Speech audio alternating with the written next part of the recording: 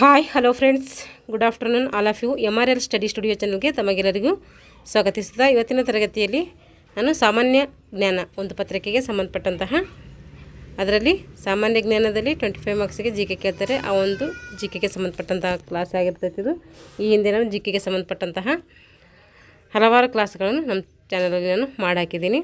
ಈ ಒಂದು ಟಾಪಿಕ್ಕು ಯಾರೆಲ್ಲ PSTR, HSTR, GPSTR all competitive exam ಬರಿತಾ ಇದ್ದಾರೆ ಅವರಿಗೂ ಈ ತರಗತಿ ಹೆಲ್ಪ್ ಆಗುತ್ತೆ ಅಂತ ಹೇಳ್ತಾ ಇವತ್ತಿನ ತರಗತಿಯನ್ನು ಪ್ರಾರಂಭಿಸ್ತಾ ಇದ್ದೀನಿ.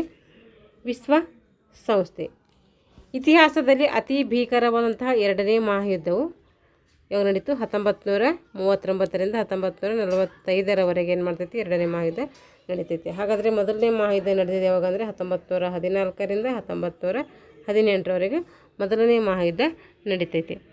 ಈ ಎರಡನೇ ಮಹಾಯುದ್ಧ ಆದ ಮೇಲೆ ವಿಶ್ವಸಂಸ್ಥೆ ಏನಾಗ್ತೈತೆ? ಶಾಂತಿ ಸ್ಥಾಪನೆ ಮಾಡಬೇಕು ಅಂಥೇಳಿ, ಶಾಂತಿ ತರಬೇಕು ಅಂಥೇಳಿ ಈ ಒಂದು ವಿಶ್ವಸಂಸ್ಥೆಯನ್ನು ಸ್ಥಾಪನೆ ಮಾಡ್ತೈತಿ. ಇತಿಹಾಸದಲ್ಲಿ ಅತಿ ಭೀಕರವಾದಂಥ ಎರಡನೇ ಮಹಾಯುದ್ಧವು ಯುರೋಪಿನ ರಾಷ್ಟ್ರಗಳ ನಡುವೆ ಏನು ಮಾಡ್ತೈತೆ? ಸತತ 6 ವರ್ಷಗಳ ಕಾಲ ನಡೆದು ಸುಮಾರು 4 ಕೋಟಿ ಜನ ಏನು ಮಾಡ್ತಾರೆ? ಇಲ್ಲಿ ಸತ್ತೋಗ್ತಾರೆ ಮತ್ತು ಅಪಾರ ಪ್ರಮಾಣದ ಹಾನಿ ಕೂಡ ಆಗ್ತೈತೆ. ಉಗ್ರ ಹಿಂಸೆಯಿಂದ ತತ್ತರಿಸಿದಂತಹ ಮನುಕುಲವು ಶಾಶ್ವತ ಒಂದು ಶಾಂತಿಗಾಗಿ ಏನು ಮಾಡ್ತಾಯಿತ್ತು? ಹಂಬಲಿಸ್ತಾ ಇತ್ತು. ಈ ವಿಷಮ ಕಾಲಘಟ್ಟದಲ್ಲಿ ಅಮೆರಿಕದ ಅಧ್ಯಕ್ಷರಾದಂತಹ ರೂಸ್ವೆಲ್ಟ್, ಬ್ರಿಟಿಷ್ ಪ್ರಧಾನಿಯಾದಂತಹ ವಿನ್ಸ್ಟನ್ ಚರ್ಚಿಲ್ ಅಂತ ಬರ್ತಾರೆ, ಹಾಗೂ ರಷ್ಯಾದ ಸರ್ವಾಧಿಕಾರಿಯಾದಂತಹ ಸ್ಟಾಲಿನ್ ಮುಂತಾದವರ ಮುಂದಾಳತ್ವದಲ್ಲಿ 51 ರಾಷ್ಟ್ರಗಳು ಏನು ಮಾಡ್ತಾರೆ? ಈ ಪ್ರತಿನಿಧಿಸಿ ಈ ಒಂದು ವಿಶ್ವಸಂಸ್ಥೆಯನ್ನು ಸ್ಥಾಪನೆ ಮಾಡ್ತಾರೆ. ವಿಶ್ವಸಂಸ್ಥೆ ಸ್ಥಾಪನಕರು ಯಾರ್ಯಾರು ಅಂತ ಕೇಳ್ತಾರೆ? ಅಮೆರಿಕದ ರೂಸ್ವೆಲ್ಟ್, ಬ್ರಿಟನ್ನ ಪ್ರಧಾನಿ ಚರ್ಚಿಲ್, ರಷ್ಯಾದ ಸರ್ವಾಧಿಕಾರಿ ಸ್ಟಾಲಿನ್ ಇವರೆಲ್ಲ ಸೇರಿಸಿ ಏನು ಮಾಡ್ತಾರೆ? ಈ ಒಂದು ವಿಶ್ವಸಂಸ್ಥೆಯನ್ನು ರಚನೆ ಮಾಡ್ತಾರೆ. ಈ ಒಂದು ವಿಶ್ವಸಂಸ್ಥೆ ರಚನೆ ಮಾಡಬೇಕು ಅಂಥೇಳಿ 51 ರಾಷ್ಟ್ರಗಳ ಪ್ರತಿನಿಧಿಗಳು ಏನು ಮಾಡ್ತಾರೆ ಅಂದರೆ ಅಮೇರಿಕದ ಸ್ಯಾನ್ ಫ್ರಾನ್ಸಿಸ್ಕೋ ಎಂಬ ನಗರದಲ್ಲಿ ಏನು ಮಾಡ್ತಾರೆ? ಸಮಾವೇಶ ಮಾಡ್ತಾರೆ. 1945 ಅಕ್ಟೋಬರ್ 24ರಂದು ಶಾಶ್ವತ ಒಂದು ಶಾಂತಿಗಾಗಿ ಏನು ಮಾಡ್ತಾರೆ? ವಿಶ್ವಸಂಸ್ಥೆ ಸ್ಥಾಪನೆ ಮಾಡ್ತಾರೆ. ಹಾಗಾದರೆ ವಿಶ್ವಸಂಸ್ಥೆ ಸ್ಥಾಪನೆಯಾಗಿದ್ದು ಯಾವಾಗ ಅಂತ ಕೇಳಿದ್ರೆ 1945 ಅಕ್ಟೋಬರ್ 24. ಇದನ್ನು ಕಾರ್ಯರೂಪಕ್ಕೆ ತರುವಂಥ ಉದ್ದೇಶದಿಂದ ಸ್ಥಾಪಿಸಿದ ಸಂಸ್ಥೆಯೇ ವಿಶ್ವಸಂಸ್ಥೆ ಅಥವಾ ಸಂಯುಕ್ತ ರಾಷ್ಟ್ರ ಸಂಘ UNO. ಇದು 1945 ಅಕ್ಟೋಬರ್ 24ರಂದು ಏನಾಯಿತು? ಜನ್ಮ ತಾಳ್ತು. ಹಿಂದೆ ಇದಕ್ಕೆ ಏನಂತ ಕರಿತಿದ್ರು? ವಿಶ್ವಸಂಸ್ಥೆಗೆ ಅಂದರೆ UNO ಅಂತೇಳಿ ಕರಿತಿದ್ರು. ಆ UN ಇದ್ದಿದ್ದು ಏನಾಯ್ತು? ಅದೊಂದು UN ಅಂಥೇಳಾಗಿ ಇತ್ತಲ್ಲ, ಅದು ಏನಾಯಿತು? ಮುಂದೆ ವಿಶ್ವಸಂಸ್ಥೆ ಆಯಿತು. ನೋಡಿರಿ, UNO ಅಂತಿದ್ದಿದ್ದು ಒಂದು ಸಂಘ ಅಲ್ಲ ಎಂಬ ಕಾರಣಕ್ಕಾಗಿ ಅದೇನು ಮಾಡಿದ್ರು? UNA ಅಂದಷ್ಟೇ UN ಎಂದಷ್ಟೇ ಏನು ಮಾಡ್ತಿದ್ರು? ಬಳಸ್ತಾಯಿದ್ರು. ಯಾಕೆಂದರೆ ಅದು ಏನಾಯ್ತು ಅಂದರೆ ವಿಶ್ವ ರಾಷ್ಟ್ರಗಳನ್ನು ಏನು ಮಾಡ್ತಾಯಿತ್ತು? ಪ್ರತಿನಿಧಿಸ್ತಿತ್ತು. UN ಅಂದರೆ ಏನು ಅಂತಂದರೆ ಯುನೈಟೆಡ್ ನೇಷನ್ಸ್ ಅಂತ ಅರ್ಥ. ಕೇಳ್ತಾರೆ ಎಕ್ಸಾಮಲ್ಲಿ ನೆನಪಿಟ್ಕೋಬೇಕು. ಹಾಗಾದರೆ ಎರಡನೇ ಮಹಾಯುದ್ಧದ ನಂತರ ಈ ಒಂದು ಸಂಸ್ಥೆ ಸ್ಥಾಪನೆ ಆಯ್ತಾರೆ. ವಿಶ್ವಸಂಸ್ಥೆ ಯಾವಾಗ ಸ್ಥಾಪನೆ ಆಯ್ತು ಅಂದರೆ ಅಕ್ಟೋಬರ್ 24, 1945. ಇದು ಫೇಮಸ್ ಪ್ರಶ್ನೆ. ಇದು ಯಾವಾಗಲೂ ಆಲ್ರೌಂಡರ್ ಕೇಳ್ತಾ ಇರ್ತಾರೆ. ಹಾಗಾದರೆ ಸ್ಥಾಪಕ ಸದಸ್ಯರು, ವಿಶ್ವಸಂಸ್ಥೆ ಸ್ಥಾಪನೆಯಾಗಿದ್ದಂಥ ಸದಸ್ಯರ ಸಂಖ್ಯೆ ಎಷ್ಟು ಅಂದರೆ ಅದು 51 ಸದಸ್ಯರಿದ್ದರು. ಪ್ರಸ್ತುತ ಸದಸ್ಯರು ಅಂದರೆ 2025ರವರೆಗೆ ಎಷ್ಟು ಸದಸ್ಯರಿದ್ದಾರೆ ಅಂದರೆ 193 ಸದಸ್ಯ ರಾಷ್ಟ್ರಗಳಿದ್ದಾರೆ. ಇವಾಗ ವಿಶ್ವಸಂಸ್ಥೆ ದಿನನ ಯಾವಾಗ ಆಚರಣೆ ಮಾಡ್ತೀವಿ ಅಂತಂದರೆ ಅಕ್ಟೋಬರ್ 24ರಂದೇ ಆಚರಣೆ ಮಾಡ್ತೀವಿ. ಯಾಕೆಂದರೆ ಅಕ್ಟೋಬರ್ 24ರಂದೇ ವಿಶ್ವಸಂಸ್ಥೆ ಸ್ಥಾಪನೆ ಆಗಿದ್ದಿಲ್ಲ. ಆ ಒಂದು ನೆನಪಿಗಾಗಿ ಅಕ್ಟೋಬರ್ 24 ಪ್ರತಿದಿನ ಏನು ಮಾಡ್ತಾರೆ? ವಿಶ್ವಸಂಸ್ಥೆ ದಿನ ಅಂತೇಳಿ ಆಚರಣೆ ಮಾಡ್ತಾರೆ. ಇದರ ಮುಖ್ಯ ಕೇಂದ್ರ ಕಚೇರಿ ಎಲ್ಲೈತಿ? ಯಾವುದ್ರದ್ದು? ವಿಶ್ವಸಂಸ್ಥೆಯ ಮುಖ್ಯ ಕೇಂದ್ರ ಕಚೇರಿ ಎಲ್ಲೈತಿ ಅಂದರೆ ನ್ಯೂಯಾರ್ಕ್ ಅಂದರೆ USA ಅಂದರೆ ಅಮೆರಿಕದ ನ್ಯೂಯಾರ್ಕ್ ನಗರದಲ್ಲಿ ಇದರ ವಿಶ್ವಸಂಸ್ಥೆ ಕಂಡುಬರ್ತೈತಿ. ಹಾಗಾದರೆ ವಿಶ್ವಸಂಸ್ಥೆ ಸ್ಥಾಪನೆ ಮಾಡಿದ್ರು. ಹಾಗಾದರೆ ವಿಶ್ವಸಂಸ್ಥೆ ಸ್ಥಾಪನೆ ಉದ್ದೇಶಗಳೇನು ಅಂತಂದರೆ ಅಂತಾರಾಷ್ಟ್ರೀಯ ಮಟ್ಟದಲ್ಲಿ ಶಾಂತಿ ತರಬೇಕು, ಭದ್ರತೆ ಕಾಪಾಡಬೇಕು, ರಾಷ್ಟ್ರಗಳ ನಡುವೆ ಏನು ಮಾಡಬೇಕು? ಸ್ನೇಹ ಸಂಬಂಧವನ್ನು ಉತ್ತೇಜಿಸಬೇಕು, ಬೆಳೆಸಬೇಕು. ಹಾಗೆ ಆರ್ಥಿಕ, ಸಾಮಾಜಿಕ, ಸಾಂಸ್ಕೃತಿಕ, ಮಾನವೀಯ ಕ್ಷೇತ್ರದಲ್ಲಿ ಅಂತಾರಾಷ್ಟ್ರೀಯ ಸಹಕಾರವನ್ನು ಸಾಧಿಸಬೇಕು. ಮಾನವ ಹಕ್ಕುಗಳು ಮತ್ತು ಮೂಲಭೂತ ಸ್ವಾತಂತ್ರ್ಯಗಳನ್ನು ಕೂಡ ರಕ್ಷಣೆ ಮಾಡಬೇಕು. ರಾಷ್ಟ್ರಗಳ ನಡುವೆ ಸಂವಾದಕ್ಕಾಗಿ ಏನು ಮಾಡ್ತಾರೆ? ಇದೊಂದು ವೇದಿಕೆಯಾಗಿ ಕೂಡ ಏನು ಮಾಡ್ತಾರೆ? ವಿಶ್ವಸಂಸ್ಥೆಯನ್ನು ಬಳಸ್ಕೊಳ್ತಾರೆ. ಇದು ನೋಡ್ರಿ ವಿಶ್ವಸಂಸ್ಥೆಯ ಲಾಂಛನ. ಇದು ವಿಶ್ವಸಂಸ್ಥೆಯ ಲಾಂಛನದ ಮಧ್ಯಭಾಗದಲ್ಲಿ ಭೂಖಂಡಗಳು ತೋರಿಸಲಾಗಿದೆ. ಲಾಂಛನದ ಎರಡೂ ಕಡೆಗಳಲ್ಲಿ ಆಲಿವ್ ರೆಂಬೆಗಳಿದ್ದಾವೆ. ಲಾಂಛನದಲ್ಲಿ ಭೂಖಂಡಗಳು, ಜಗತ್ತಿನ ಎಲ್ಲ ದೇಶಗಳು ಮತ್ತು ಆಲಿವ್ ರೆಂಬೆಗಳ ಸ್ನೇಹ ಹಾಗೂ ಶಾಂತಿಯನ್ನು ಸೂಚಿಸುತ್ತದೆ. ಇದು ವಿಶ್ವಸಂಸ್ಥೆಯ ಮೂಲ ಆದರ್ಶಗಳನ್ನು ಬಿಂಬಿಸುವ ಒಂದು ಲಾಂಛನ. ನೋಡ್ರಿ ಇಲ್ಲೆಲ್ಲ ಏನು ಮಾಡ್ತಾ ಇದ್ದಾರೆ, ವಿಶ್ವಸಂಸ್ಥೆ ಅದೇ ಅಂದರೆ ಭೂಖಂಡವನ್ನು ಸೂಚಿಸ್ತಾ ಇದೆ. ಇದು ಏನಿದು ಆಲಿವ್ ರೆಂಬೆಗಳ ಒಂದು ಮರಗಳು, ಅಂದರೆ ಆಲಿವ್ ಎಲೆಗಳ ಒಂದು ಡಿಸೈನ್ ಮಾಡಿದ್ದಾರೆ. ಇದು ಏನು ಸೂಚಿಸ್ತದೆ, ಸ್ನೇಹ ಮತ್ತು ಶಾಂತಿಯನ್ನು ಸೂಚಿಸುತ್ತದೆ. ಇದು ಒಲಿಂಪಿಕ್ ಆದರ್ಶಗಳಲ್ಲಿ, ವಿಶ್ವಸಂಸ್ಥೆ ಆದರ್ಶಗಳಲ್ಲಿ ಇದು ಕೂಡ ಒಂದಾಗಿದೆ. ಹಾಗಾದರೆ ವಿಶ್ವಸಂಸ್ಥೆ ಅಂಗಸಂಸ್ಥೆಗಳು ಯಾವ್ಯಾವಿದ್ದಾವೆ? ವಿಶ್ವಸಂಸ್ಥೆಯಲ್ಲಿ ಅಂದರೆ ಮಹಾಸಭೆ ಇದೆ, ಭದ್ರತಾ ಮಂಡಳಿ ಇದೆ, ಆರ್ಥಿಕ ಮತ್ತು ಸಾಮಾಜಿಕ ಮಂಡಳಿ ಇದೆ, ಅಂತಾರಾಷ್ಟ್ರೀಯ ನ್ಯಾಯಾಲಯ ಇದೆ, ಪ್ರಧಾನ ನ್ಯಾಯಾಲಯ ಇದೆ, ಧರ್ಮದರ್ಶಿ ಮಂಡಳಿ. ಒಟ್ಟು ಅಂಗಸಂಸ್ಥೆಗಳು ಎಷ್ಟಂದರೆ 6 ಅಂಗಸಂಸ್ಥೆಗಳು ಕಂಡುಬರ್ತವೆ. ಮೊದಲನೇದಾಗಿ ಮಹಾಸಭೆ ಏನು ಮಾಡ್ತಾರೆ, ಪ್ರತಿ 1 ವರ್ಷಕ್ಕೊಮ್ಮೆ ಏನು ಮಾಡ್ತಾರೆ, ಸೆಪ್ಟೆಂಬರ್ ತಿಂಗಳಿನಲ್ಲಿ ಏನು ಮಾಡ್ತಾರೆ ಅಂತಂದರೆ ಈ ಒಂದು ಕಾರ್ಯಕ್ರಮವನ್ನು ಅನ್ವಯ ಮಾಡ್ತಾರೆ. ಇಲ್ಲಿ ಎಲ್ಲ ರಾಷ್ಟ್ರಗಳು ಏನು ಮಾಡ್ತಾರೆ, ಮಹಾಸಭೆಯಲ್ಲಿ ಪಾಲ್ಗೊಳ್ತಾರೆ. ಅಂದರೆ ಏನು ಇವಾಗ 193 ಸದಸ್ಯ ರಾಷ್ಟ್ರಗಳಿದ್ದಾವೆ, ಆ ಎಲ್ಲ ಸದಸ್ಯರು ಏನು ಮಾಡ್ತಾರೆ, ಈ ಒಂದು ಕಾರ್ಯಕ್ರಮದಲ್ಲಿ ಭಾಗವಹಿಸ್ತಾರೆ. ಪ್ರತಿ ಸದಸ್ಯ ರಾಷ್ಟ್ರ ಏನು ಮಾಡ್ತಾರೆ ಅಂದರೆ 5 ಜನ ಪ್ರತಿನಿಧಿಗಳಿರ್ತಾರೆ. 5 ಜನ ಪ್ರತಿನಿಧಿಗಳಿಗೆ ಏನಂತೇಳಿ ವೀಟೋ ಅಧಿಕಾರ ಅಂತೇಳಿ ಕರಿತೀವಿ. ಪ್ರತಿಯೊಂದು ಸದಸ್ಯ ರಾಷ್ಟ್ರದ 5 ಜನ ಪ್ರತಿನಿಧಿಗಳು ಏನು ಮಾಡ್ತಾರೆ, ಈ ಒಂದು ಸಮಾವೇಶದಲ್ಲಿ ಭಾಗವಹಿಸ್ತಾರೆ. ರಾಷ್ಟ್ರವು ಒಂದೇ ಮತವನ್ನು ಚಲಾಯಿಸುವ ಹಕ್ಕನ್ನು ಹೊಂದಿರ್ತದೆ. ಆದರೆ 5 ಜನ ಸದಸ್ಯರಿದ್ದರೂ ಕೂಡ ಒಂದು ರಾಷ್ಟ್ರ ಮಾಡ್ತೈತಿ ಒಂದೇ ಮತವನ್ನು ಚಲಾಯಿಸುವಂಥ ಹಕ್ಕನ್ನು ಪಡ್ಕೊಂಡಿದೆ. ಅಂದರೆ 5 ಜನನು 5 ಬೇರೆ ಬೇರೆ ಹಾಕಂಗಿಲ್ಲ, 5 ಜನ ಸೇರಿಕೊಂಡು ಒಂದೇ ಮತವನ್ನು ಹಾಕಬೇಕು. ಮಹಾಸಭೆಯು ವಿಶ್ವಸಂಸ್ಥೆ ಅಂತ ಏನು ಮಾಡ್ತೈತೆ, ಕೆಲಸವನ್ನು ಮಾಡ್ತದೆ. ಪ್ರಸ್ತುತ 2025ರಲ್ಲಿ ವಿಶ್ವದ 193 ಸದಸ್ಯ ರಾಷ್ಟ್ರಗಳಿದ್ದಾವೆ. ವಿಶ್ವಸಂಸ್ಥೆಯ ಒಂದು ಸದಸ್ಯತ್ವ ರಾಷ್ಟ್ರ ಕೂಡ ಇದಾಗಿದೆ. ಸುಡಾನ್ ಇತ್ತೀಚೆಗೆ 193ನೇ ಸದಸ್ಯ ರಾಷ್ಟ್ರವಾಗಿ ವಿಶ್ವಸಂಸ್ಥೆಯನ್ನು ಸೇರಿದೆ.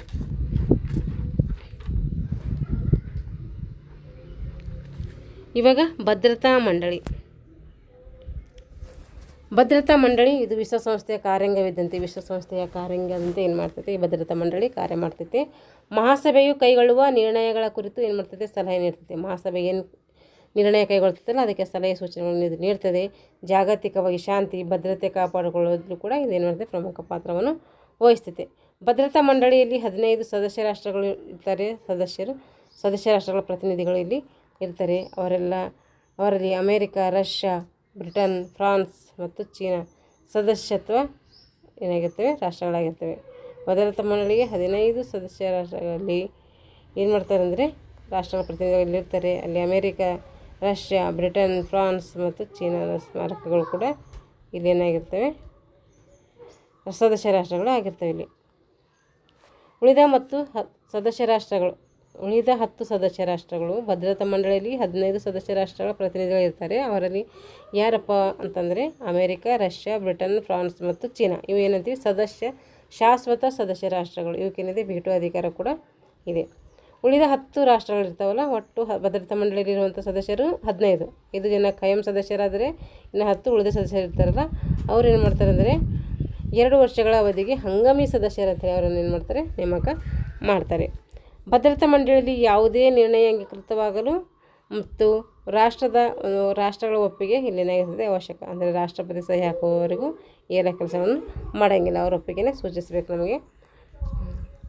ಆದರೆ ಶಾಶ್ವತ ಸದಸ್ಯ ರಾಷ್ಟ್ರಗಳ ಪೈಕಿ ಯಾವುದೇ ಒಂದು ರಾಷ್ಟ್ರವು ನಿರ್ಣಯವನ್ನು ವಿರೋಧಿಸಿದರೂ ಆ ನಿರ್ಣಯವು ಅಂಗೀಕರಿಸಲ್ಪಡೋದಿಲ್ಲ. 5 ಜನ ಸದಸ್ಯ ರಾಷ್ಟ್ರಗಳಿದ್ದಾರೆ, ವೀಟೋ ಅಧಿಕಾರ ಇದೆಯವರಿಗೆ ಅಂದರೆ 5 ಜನರು ಕೂಡ ತಮ್ಮ ನಿರ್ಧಾರವನ್ನು ಹೇಳಬೇಕು. ಅವರೊಬ್ಬರು ಇರಲಿಲ್ಲ ಅಂದರೆ ಏನು ಮಾಡ್ಯಾರ, ಆ ನಿರ್ಣಯವನ್ನು ಅಂಗೀಕಾರ ಮಾಡ್ಕೊಳ್ಳೋದಿಲ್ಲ. ಶಾಶ್ವತ ಸದಸ್ಯ ರಾಷ್ಟ್ರಗಳು ಈ ವಿರೋಧಿಸುವ ದಿಕ್ಕನ್ನು ಹೊಂದಿದ್ದೇವೆ ಅಂದರೆ ವೀಟೋ ಅಧಿಕಾರ ದಿಕ್ಕನ್ನು ಶಾಶ್ವತ ಸದಸ್ಯ ರಾಷ್ಟ್ರಗಳು ಬದಲಾಯಿಸ್ತಿದ್ದೇವೆ.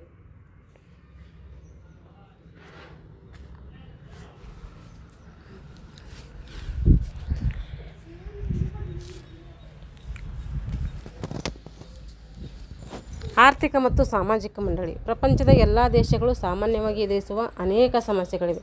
ಅದರಲ್ಲಿ ವರ್ಣ, ಭಾಷೆ, ಧರ್ಮ, ಗಡಿಗಳ ಹಿನ್ನೆಲೆಯಲ್ಲಿ ನಡೆಯುವಂತಹ ಮಾನವ ಹಕ್ಕುಗಳ ಉಲ್ಲಂಘನೆ ಸಮಸ್ಯೆಗಳನ್ನು ಪರಿಹರಿಸುವ ಜವಾಬ್ದಾರಿಯು ಕೂಡ ಈ ಒಂದು ಆರ್ಥಿಕ ಮತ್ತು ಸಾಮಾಜಿಕ ಮಂಡಳಿ ಹೊಂದಿದೆ.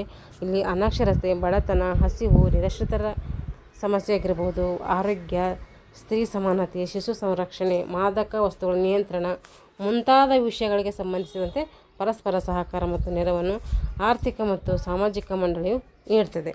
ಈಗ ಅಂತಾರಾಷ್ಟ್ರೀಯ ನ್ಯಾಯಾಲಯ ಎಲ್ಲಿದೆ ಅಂತ ಎಕ್ಸಾಮಲ್ಲಿ ಕೇಳ್ತಾರೆ. ನೆದರ್ಲ್ಯಾಂಡ್ನ ಹೇಗ್ ನಗರದಲ್ಲಿ ಕಂಡುಬರ್ತೈತೆ. ಈ ಒಂದು ನ್ಯಾಯಾಲಯದಲ್ಲಿ 15 ಮಂದಿ ಏನಿದ್ದಾರೆ ನ್ಯಾಯಾಧೀಶರಿದ್ದಾರೆ. ಭದ್ರತಾ ಮಂಡಳಿ ಹಾಗೂ ಮಹಾಸಭೆಯ ಸದಸ್ಯರು ಇವರನ್ನು ಚುನಾಯಿಸ್ತಾರೆ. ಭದ್ರತಾ ಮಂಡಳಿಯಲ್ಲಿ ಮತ್ತು ಮಹಾಸಭೆಯಲ್ಲಿ ಸದಸ್ಯರು ಇರ್ತಾರಲ್ಲ, ಆ ಸದಸ್ಯರು ಇವರೇನು ಮಾಡ್ತಾರೆ, ಚುನಾಯಿತರಾಗಿ ಕಳಿಸ್ತಾರೆ. ಸದಸ್ಯ ರಾಷ್ಟ್ರಗಳ ನಡುವೆ ಉಂಟಾಗುವ ವಿವಾದಗಳನ್ನು ಬಗೆಹರಿಸುವುದು ಅಂತಾರಾಷ್ಟ್ರೀಯ ನ್ಯಾಯಾಲಯದ ಕಾರ್ಯವಾಗಿದೆ. ಸದಸ್ಯ ರಾಷ್ಟ್ರಗಳ ನಡುವೆ ಏನು ವಿವಾದ ಉಂಟಾಗ್ತದಲ್ಲ, ಆ ಎಲ್ಲ ವಿವಾದಗಳನ್ನು ಇದು ಏನು ಮಾಡ್ತದೆ, ಇತ್ಯರ್ಥ ಮಾಡ್ತದೆ.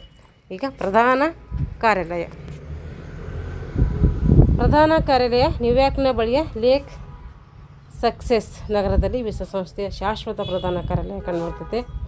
ಮಹಾಕಾರ್ಯದರ್ಶಿಯು ಇದರ ಆಡಳಿತ ನಿರ್ವಹಣೆಯನ್ನು ಮಾಡುವಂಥ ಮುಖ್ಯ ಅಧಿಕಾರಿ ಆಗಿರ್ತಾರೆ.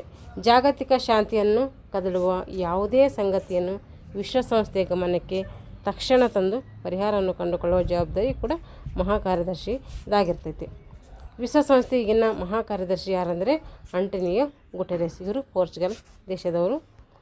ಮಹಾಸಭೆಯಲ್ಲಿ ಆಯ್ಕೆಯಾದಂತಹ ಅಭ್ಯರ್ಥಿಯು ಭದ್ರತಾ ಮಂಡಳಿಯ ಅನುಮೋದನೆಗೆ ಒಳಪಟ್ಟು ವಿಶ್ವಸಂಸ್ಥೆಯ ಪ್ರಧಾನ ಕಾರ್ಯದರ್ಶಿಯಾಗಿ ಏನು ಮಾಡ್ತಾರೆ, ನೇಮಕವಾಗ್ತಾರೆ. ಈಗ ಧರ್ಮದರ್ಶಿ ಮಂಡಳಿ. ವಿಶ್ವಸಂಸ್ಥೆಯು ಸ್ಥಾಪನೆಯಾದ ಕಾಲದಲ್ಲಿ 11 ಪ್ರದೇಶಗಳಲ್ಲಿ ಇನ್ನೂ ಖಾಯಂ ಏನಿರಲಿಲ್ಲ, ಆಡಳಿತವಿರಲಿಲ್ಲ. ಇವುಗಳ ಹಿತಾಸಕ್ತಿಯನ್ನು ನೋಡಿಕೊಳ್ಳಲು 5 ಸದಸ್ಯ ರಾಷ್ಟ್ರಗಳ ಮಂಡಳಿಯನ್ನು ವಿಶ್ವಸಂಸ್ಥೆಯ ಅಂಗಸಂಸ್ಥೆಯಾಗಿ ರಚಿಸಲಾಯಿತು. ಇದೇ ಧರ್ಮದರ್ಶಿ ಮಂಡಳಿ ಅಂತೇಳಿ ನಾವು ಕರಿತೀವಿ. 1994ರಲ್ಲಿ ಎಲ್ಲ ಪ್ರದೇಶಗಳು ಕೂಡ ಏನಾಗಿದ್ದಾವೆ, ಸ್ವತಂತ್ರಗೊಂಡಿದ್ದಾವೆ. ವಿಶ್ವಸಂಸ್ಥೆಯ ಧ್ವಜ ಮತ್ತು ಆಡಳಿತ ಭಾಷೆ. ವಿಶ್ವಸಂಸ್ಥೆಗೆ ತನ್ನದೇ ಆದ ಧ್ವಜ ಇದೆ. ಈ ಧ್ವಜ ನೋಡ್ರಿ, ಇದು ಧ್ವಜವು ತಿಳಿ ನೀಲಿ ಬಣ್ಣದ ಹಿನ್ನೆಲೆಯನ್ನು ಹೊಂದಿದ್ದು, ಧ್ವಜದ ಮಧ್ಯದಲ್ಲಿ ಏನಿದೆ ವಿಶ್ವಸಂಸ್ಥೆಯ ಲಾಂಛನವನ್ನು ಕಾಣ್ತೀವಿ. ಪ್ರತಿ ವರ್ಷ ಅಕ್ಟೋಬರ್ 24ರಂದು ವಿಶ್ವಸಂಸ್ಥೆಯ ದಿನವನ್ನು ಪ್ರಪಂಚದಾದ್ಯಂತ ಏನು ಮಾಡ್ತಾರೆ, ಆಚರಣೆ ಮಾಡ್ತಾರೆ. ವಿಶ್ವಸಂಸ್ಥೆಯ ಆಡಳಿತ ಭಾಷೆಯಾಗಿ ಇಂಗ್ಲೀಷ್, ರಷ್ಯನ್, ಸ್ಪಾನಿಷ್, ಚೀನಿ, ಫ್ರೆಂಚ್, ಅರೇಬಿಕ್ ಭಾಷೆಗಳು ಕೂಡ ಪ್ರಚಲಿತದಲ್ಲಿವೆ. ಸಾಮಾನ್ಯವಾಗಿ ಇಂಗ್ಲೀಷ್ ಏನು ಮಾಡ್ತಾರೆ, ವಿಶ್ವಸಂಸ್ಥೆಯಲ್ಲಿ ಬಳಸ್ತಾರೆ. ವಿಶ್ವಸಂಸ್ಥೆಯ ಆಶ್ರಯದ ಪ್ರಮುಖ ಸೇವಾ ಸಂಸ್ಥೆಗಳು ನೋಡ್ರಿ. ವಿಶ್ವಸಂಸ್ಥೆಯ ಒಂದು ಆಧೀನದಲ್ಲಿ ಯಾವ್ಯಾವ ಸಂಸ್ಥೆಗಳು ಕಾರ್ಯ ಮಾಡ್ತವೆ ಅಂಥೇಳಿ. ವಿಶ್ವಸಂಸ್ಥೆಯ ಶೈಕ್ಷಣಿಕ, ವೈಜ್ಞಾನಿಕ ಮತ್ತು ಜಾಗತಿಕ ಸಂಘ ಅಂದರೆ United Nations Educational, Scientific and Cultural Organisation, UNESCO ಅಂತೇಳಿ ಇದಕ್ಕೆ ಕರಿತೀವಿ. ಇದರ ಪ್ರಧಾನ ಕಾರ್ಯಾಲಯ ಎಲ್ಲಿದೆ ಅಂತಂದರೆ ಯುನೆಸ್ಕೋದು ಫ್ರಾನ್ಸಿಸ್ನ ಪ್ಯಾರಿಸ್ನಲ್ಲಿ ಕಂಡುಬರ್ತೈತೆ. ಆಹಾರ ಮತ್ತು ಕೃಷಿ ಸಂಘ FAO ಅಂತ ಕರಿತೀವಿ, ಫುಡ್ ಆ್ಯಂಡ್ ಅಗ್ರಿಕಲ್ಚರ್ ಆರ್ಗನೈಸೇಷನ್. ಇದರ ಪ್ರಧಾನ ಕಚೇರಿ ಎಲ್ಲಿದೆ ಅಂದರೆ ಇಟಲಿಯ ರೋಮ್ ನಗರದಲ್ಲಿ ಕಂಡುಬರ್ತದೆ. ಹಾಗೆ WHO ವರ್ಲ್ಡ್ ಹೆಲ್ತ್ ಆರ್ಗನೈಸೇಷನ್ ಅಂತ ಕರಿತೀವಿ, ವಿಶ್ವ ಆರೋಗ್ಯ ಸಂಸ್ಥೆ. ಇದರ ಪ್ರಧಾನ ಕಚೇರಿ ಸ್ವಿಟ್ಜರ್ಲೆಂಡ್ನ ಜಿನಿವಾದಲ್ಲಿದೆ. ಇವೆಲ್ಲ ಕ್ವಶನ್ಸ್ ವೆರಿ ಇಂಪಾರ್ಟೆಂಟ್ ಆಗ್ತವೆ ಎಕ್ಸಾಮಲ್ಲಿ, ನೆನ್ಪಿಟ್ಕೊಳ್ಬೇಕು. ಇವಾಗ ಯುನಿಸೆಫ್ ವಿಶ್ವಸಂಸ್ಥೆಯ ಅಂತಾರಾಷ್ಟ್ರೀಯ ಮಕ್ಕಳ ತುರ್ತು ನಿಧಿ ಅಂತೇಳಿ ಕರಿತೀವಿ. United Nations International Children's Emergency Fund. ಇದರ ಪ್ರಧಾನ ಕಚೇರಿ ಎಲ್ಲಿದೆ ಅಂದರೆ ಅಮೇರಿಕದ ನ್ಯೂಯಾರ್ಕ್ ನಗರದಲ್ಲಿ ಕಂಡುಬರ್ತೈತೆ. ಈಗ ವಿಶ್ವಸಂಸ್ಥೆ ಏನೇನು ಸಾಧನೆ ಮಾಡಿದೆ, ಇದರ ಕೊಡುಗೆ ಏನು ಅಂತೇಳಿ ನೋಡ್ರಿ. ಆರ್ಥಿಕವಾಗಿ ಏನು ಕೊಡುಗೆ ಸಲ್ಲಿಸಿದೆ ಅಂದರೆ ಆರೋಗ್ಯ, ಸಾರಿಗೆ ಸಂಪರ್ಕ, ಆಹಾರ ವಿಜ್ಞಾನ, ಶಿಕ್ಷಣ ಮುಂತಾದ ರಂಗಗಳಿಗೆ ವಿಶ್ವಸಂಸ್ಥೆ ಏನಿದೆ ಅಪಾರ ರೀತಿಯ ಆರ್ಥಿಕ ನೆರವನ್ನು ಇದು ನೀಡಿದೆ. ಈಗ ಸಾಮಾಜಿಕವಾಗಿ ಏನು ಕೊಡುಗೆ ಸಲ್ಲಿಸಿದೆ ಅಂತೇಳಿ ನೋಡ್ರಿ. ವಿಶ್ವಸಂಸ್ಥೆಯು ಕೋಟ್ಯಾಂತರ ನಿರಾಶ್ರಿತರಿಗೆ ನೆರವು ಒದಗಿಸಿದೆ. ಎಳೆಯ ಮಕ್ಕಳು, ತಾಯಂದಿರು ಹಾಗೂ ದುರ್ಬಲ ವರ್ಗಗಳ ವಿಶೇಷ ಅವಶ್ಯಕತೆಗಳನ್ನು ಪೂರೈಸಲು ಮೆಚ್ಚುವಂಥ ಸೇವೆ ಕೂಡ ಈ ಒಂದು ಸಾಮಾಜಿಕ ಕೊಡುಗೆ ಕೂಡ ಇದು ನೀಡಿದೆ. ಮಾನವ ಹಕ್ಕುಗಳ ಘೋಷಣೆ ಮಾಡಿದೆ ವಿಶ್ವಸಂಸ್ಥೆ. ಮಾನವ ಹಕ್ಕುಗಳ ಘೋಷಣೆಯು ವಿಶ್ವಸಂಸ್ಥೆ ಮಾಡಿರುವ ಒಂದು ವಿಶೇಷ ಸಾಧನೆ ಅಂತೇಳಿ ಹೇಳ್ಬೋದು. ಪ್ರತಿ ವರ್ಷ ಡಿಸೆಂಬರ್ 10ರಂದು ನಾವು ಮಾನವ ಹಕ್ಕುಗಳ ದಿನಾಚರಣೆಯಾಗಿ ಆಚರಣೆ ಮಾಡ್ತೀವಿ.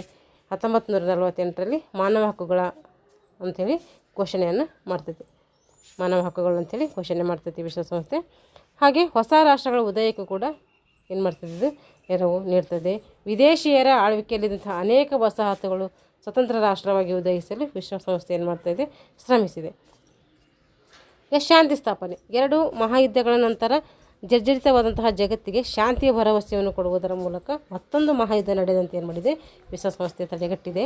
ಹಾಗೆ 1945ರ ನಂತರ ಅಣ್ವಸ್ತ್ರ ಬಳಕೆಯಾಗದಿರುವುದು ವಿಶ್ವಸಂಸ್ಥೆಯ ಒಂದು ಮಹಾ ಸಾಧನೆ ಅಂದರೆ ನಾವು ತಪ್ಪಾಗಲಾರದು. ಜಗತ್ತಿನ ಅನೇಕ ಕದನಗಳು ನಡೆದಿದ್ದರೂ ಅವುಗಳನ್ನು ನಿಯಂತ್ರಿಸಲು ವಿಶ್ವಸಂಸ್ಥೆ ಏನು ಮಾಡ್ತೈತೆ ಸಾಧ್ಯವಾದ ಎಲ್ಲ ಮಾರ್ಗಗಳನ್ನು ಇದು ಅನುಸರಿಸ್ತೈತಿ. ಇಷ್ಟು ವಿಶ್ವಸಂಸ್ಥೆಯ ಒಂದು ಸಾಧನೆಯಾಗಿರ್ತೈತಿ. ಹಾಗಾದರೆ ವಿಶ್ವಸಂಸ್ಥೆಯ ದೋಷಗಳೇನು, ಅದರ ಮಿತಿಗಳೇನು ಅಂತೇಳಿ ನೋಡ್ರಿ.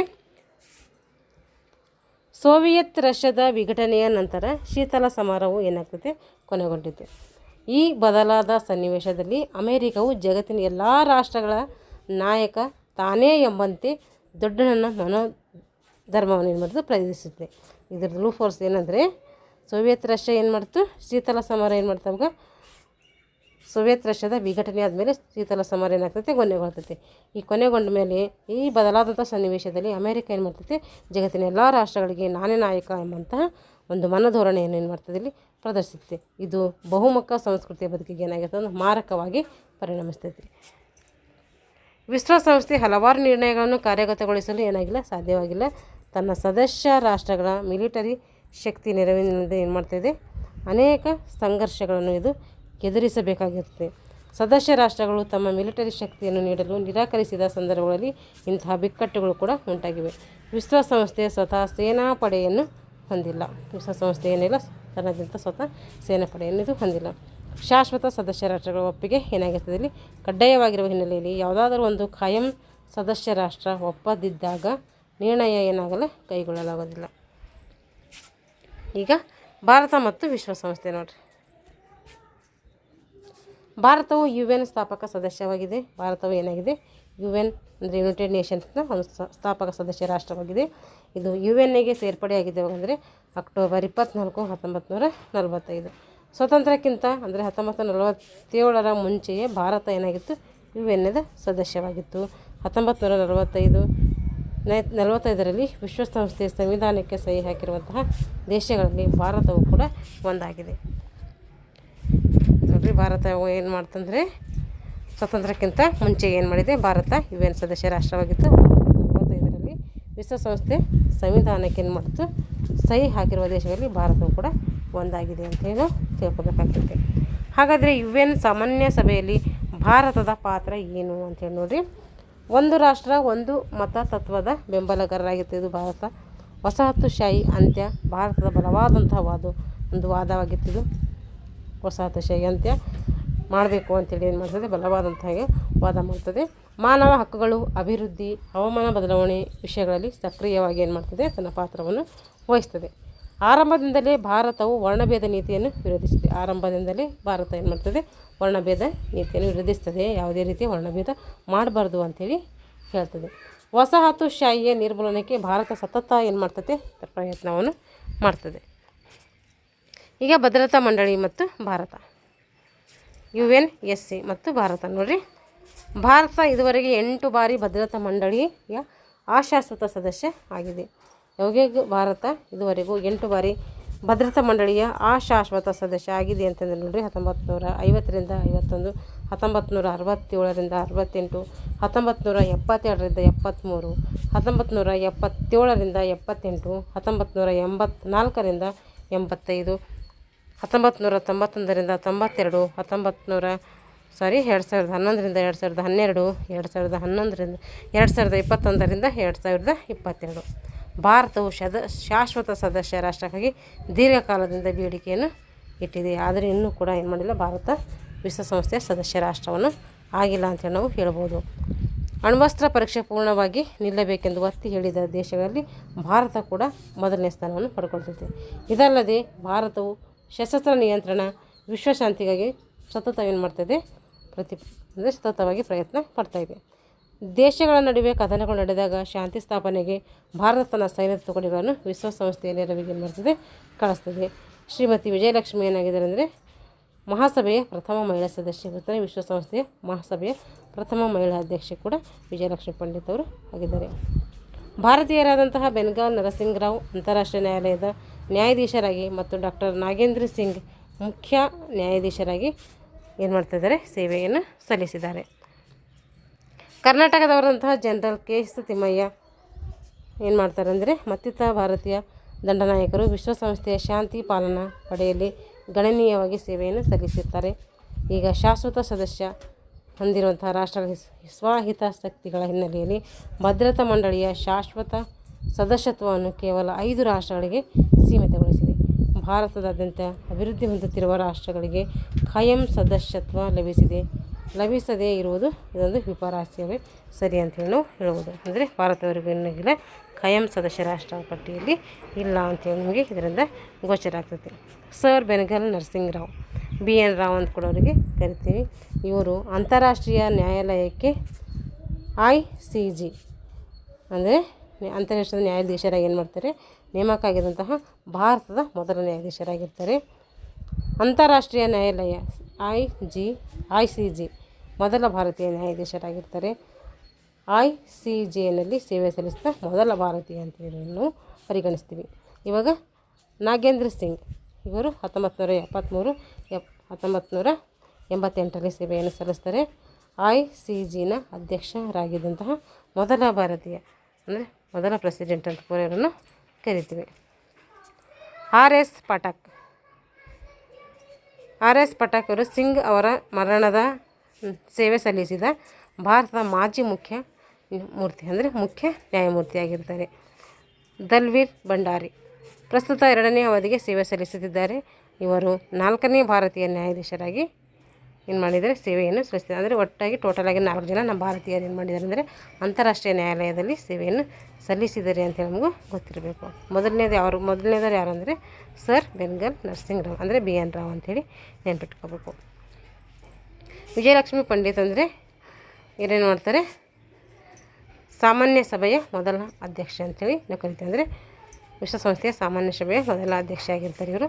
ದಲ್ವೀರ್ ಭಂಡಾರಿ ಇವರು ಮೊದಲ ನ್ಯಾಯಾಧೀಶ ಆಗಿರ್ತಾರೆ. ಹಾಗೆ Shashi Tharoor UN under secretary ಆಗಿರ್ತಾರೆ, ಮೊದಲ ಅಂಡರ್ ಸೆಕ್ರೆಟರಿ. ಅಮರ್ತ್ಯ ಸೇನ್ ಅಂದರೆ ಇವರು ಏನು ಮಾಡ್ತಾರೆ, UNHDR ಅಂದರೆ ಹ್ಯೂಮನ್ ಡೆವಲಪ್ಮೆಂಟ್ ರಿಸರ್ಚ್ನ ಸಲಹೆಗಾರರಾಗಿ ಸೇವೆಯನ್ನು ಸಲ್ಲಿಸ್ತಾರೆ. ಇಷ್ಟು ವಿಶ್ವಸಂಸ್ಥೆಗಳ ಬಗ್ಗೆ ನಾವು ಸಂಕ್ಷಿಪ್ತವಾಗಿ ತಿಳ್ಕೊಂಡಿವಿ. ಇದು ನಾವು ಇನ್ನೊಂದು ಸರಿ ರಿವಿಷನ್ ಮಾಡ್ಕೊಳ್ಬೇಕು, ಯಾಕೆಂದರೆ ಇದ್ರ ಮೇಲೆ ಪ್ರಶ್ನೆಗಳು ಬರ್ತವೆ. ಯಾರೆಲ್ಲ ಇನ್ನು ನಮ್ಮ ಚಾನಲ್ ಸಬ್ಸ್ಕ್ರೈಬ್ ಮಾಡಿಕೊಂಡು ಚಾನಲ್ನ ಸಬ್ಸ್ಕ್ರೈಬ್ ಮಾಡಿಕೊಂಡು ವಿಡಿಯೋವನ್ನು ವಾಚ್ ಮಾಡಿ, ಇಷ್ಟ ಆಗಿದ್ರೆ ಲೈಕ್ ಆ್ಯಂಡ್ ಶೇರ್ ಮಾಡಿ ಅಂತ ಹೇಳ್ತಾ ಇಲ್ಲಿಗೆ ತರಗತಿಯನ್ನು ಮುಗಿಸ್ತಾ ಇದ್ದೀನಿ. ಎಲ್ಲರಿಗೂ ಧನ್ಯವಾದಗಳು.